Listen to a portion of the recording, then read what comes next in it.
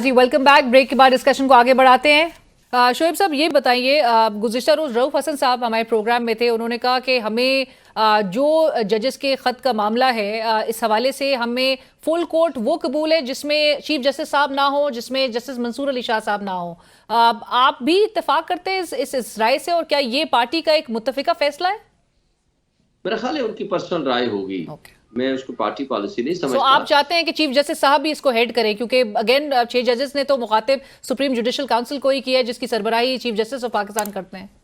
देखिए, हमें chief justice साहब से अफसोस से कहना पड़ता है, और मुझे ये कहते हुए बड़ा अफसोस है कि हमने इनके लिए बड़ी तहरीक भी चलाई थी, हमें इनसे बड़ी एक्सपेक्टेशन थी, लेकिन इन्होंने नाइंसाफी पे फैसले किए हैं। हमें उनसे इंसाफ की तवक्को नहीं है। मगर असल बात यह है कि हम फुल कोर्ट का मुतालबा कर रहे थे, जो कि बज़ाहिर तस्लीम कर दिया गया है जब तक कि वो ऑर्डर शीट ना आए। तो मेरा ख्याल है कि बाकी हमें इसमें इन चीजों में पड़े बगैर आप भी समझते हैं कि ये एक अच्छी पेशरफ्त है कि ईद के बाद ये एक फुल कोर्ट हो और सारे जजेस दस्तयाब होंगे? थोड़ा सा ये है कि इसको लंबा कर दिया गया है। ये डे टू डे हियरिंग होनी चाहिए थी। जब तक कि छुट्टियां नहीं आती तब तक भी डे टू डे हियरिंग होती, और छुट्टियों के फौरन बाद इसको रख लिया जाता। थोड़ा सा ये हमारे ऊपर हमारा ये है, लेकिन उसके अलावा ये अच्छी अलामत है कि फुल कोर्ट बना दी गई है। हम उम्मीद रखते हैं कि अदलिया की आज़ादी के ऊपर कोई कम्प्रोमाइज नहीं होगा, और अदलिया अपने हुकूक का तहफ़्फ़ुज़ करेगी। जब उनके हुकूक का तहफ़्फ़ुज़ होगा तो मेरा ख्याल है कि फिर पूरे 25 करोड़ आवाम के हुकूक का भी तहफ़्फ़ुज़ होगा। क्योंकि अगर अदलिया आज़ाद होती तो ना इमरान खान आज जेल में होता, ना हमारे लोगों के ऊपर जो जुल्म और बर्बरियत का माहौल कायम किया गया, ना ये कुछ होता। राइट। शोएब साहब, आखिर में आपने गुज़िश्ता रोज़ बल्कि देखा होगा पेशावर हाई कोर्ट के चीफ जस्टिस साहब का वो खत जो उन्होंने चीफ जस्टिस ऑफ पाकिस्तान को लिखा है, जिसमें उन्होंने मेंशन किया है सिलेक्शन प्रोसेस के ऊपर भी सवाल आयद हुआ है। वो भी मुंतज़िर थे कि कब सुप्रीम कोर्ट की में जो 4 वैकेंसीज हैं वो फिल होती हुई दिखाई देंगी। उसमें से सिर्फ अभी तक एक हुई है, जो कि वो कहते हैं कि जी आपने बलूचिस्तान से ही chief justice of Balochistan high court उनको जो है वो अपॉइंट किया है। फिर एक जो बैकलॉग है, जो एक बहुत बड़ा बैकलॉग है, उसका भी हवाला दिया गया है। आप क्या इस पे कमेंट करेंगे? काजी साहब की अप्रोच के हवाले से ये क्या बता रहा है? देखिए, आम तौर पर तो बलूचिस्तान से एक जज हुआ करता है। एक जज की बजाय चले आपने 2 कर दिए। अब इस वक्त 3 जज साहबान हैं, वेयर एज पेशावर से आपके सिर्फ 2 जज साहबान हैं, जबकि उनका जो रेशो है वो ज्यादा है। तो उसूली तौर पर इसमें कोई शक व शुबा नहीं। उनके उस लेटर के अंदर बिल्कुल ये विजडम है कि जी आप कंसिडरेशन में रखते सीनियर, एक तो देखे ना सीनियरिटी प्रिंसिपल है, सीनियरिटी के हिसाब से वो सीनियर मोस्ट हैं, उनका केस रखते हैं। अगर वो मुनासिब समझता कमीशन तो वो उनको अप्रूव कर देता, और अगर वो मुनासिब ना समझता तो उनको अप्रूव ना करता। अगर आप समझते हैं कि वो नहीं है सूटेबल, आप सेकंड पे कर लें, फिर थर्ड पे कर लें, फिर 3 सीटें बाकी अब खाली हैं। और ये काजी साहब का अपना एक उसूल होता था। इन्होंने खत लिखे थे, आपको पता है, जब बंदियाल साहब चीफ जस्टिस थे तो उनके जमाने में कि जी आप एक तो सीटें खाली न रखें, इसमें हद जो रही है वो इस खत में भी उसका हवाला दिया गया है उनकी उसी बात का। जी जी। और दूसरा, सीनियरिटी प्रिंसिपल को काजी साहब खुद अप्रूव करते रहे। राइट। बट शोएब साहब, क्या ये जुडिशल कमीशन, जुडिशल जो कमेटी है उसका प्रोगेटिव नहीं है, एक सोल प्रोगेटिव है उसका जुडिशल कमेटी का, कि वो किसी भी जज को जो है वो पिक कर लें for elevation while ignoring seniority rule? ये मतलब कि काजी साहब की को इस तरह से क्वेश्चन किया जा सकता है? देखिए, वो ये नहीं कह रहे कि मुझे हर हाल में कर लें। वो ये कह रहे हैं आप कंसिडरेशन में ले आते, पहला, दूसरा, तीसरा, जो भी लोग आप करना चाहें आप कंसिडरेशन में ले आते।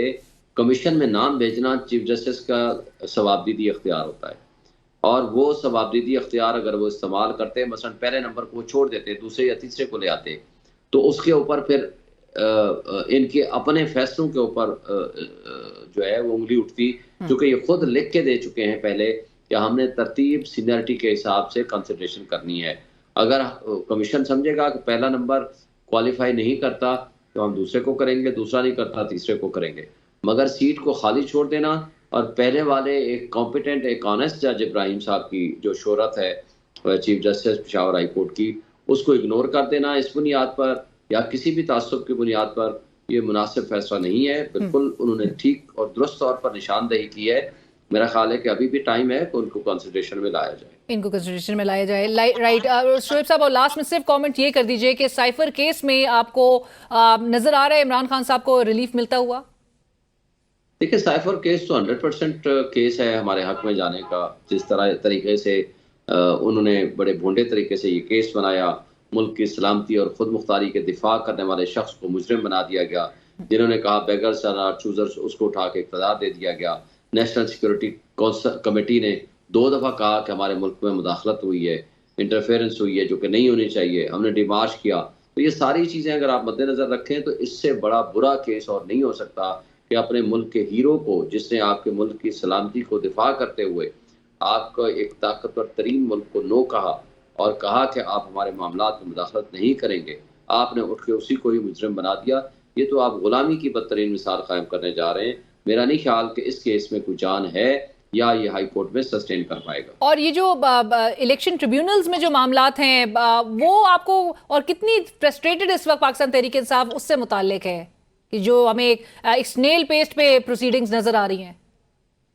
देखिए मेरा ख्याल है कि इलेक्शन ट्रिब्यूनल्स में तो हम लोग चले गए हैं। मैंने अपनी पिटीशन भी फाइल कर दी है। हमने तो कोशिश की है सुप्रीम कोर्ट में जो पिटीशन फाइल की है वो लग जाए 184(3) की कि वहाँ से जुडिशल कमीशन बन जाए। क्योंकि देखें ना, हमें इन रिटर्निंग ऑफिसर्स पे ट्रस्ट नहीं था। हमें पता था ये करप्ट भी हैं और ये मिले हुए भी हैं हुकूमत के साथ, ये और एस्टेब्लिशमेंट के ताबे भी हैं, ये उनके प्रेशर में भी हैं। तो लिहाजा ये हमें इंसाफ नहीं देंगे।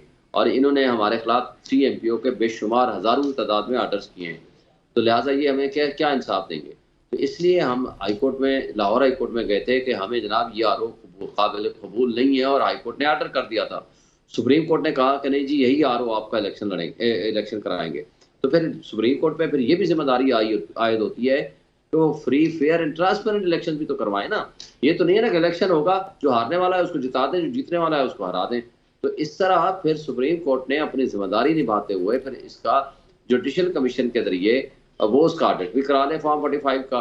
देखिए ना, पिलडाट ने, फफन ने, पटन ने, सब ने ये कहा कि जनाब ये इसमें इतनी बदतरीन किस्म की धांधली हुई है जो हमने पहले कभी नहीं देखी, और इसका वाहिद हल ये है, उन्होंने बल्कि पटन ने ये कहा कि जी इलेक्शन कमीशन रिजाइन करे और इसका वाहिद हल ये है कि आप इसको जुडिशल कमीशन के जरिए इसकी इंक्वायरी करा लें।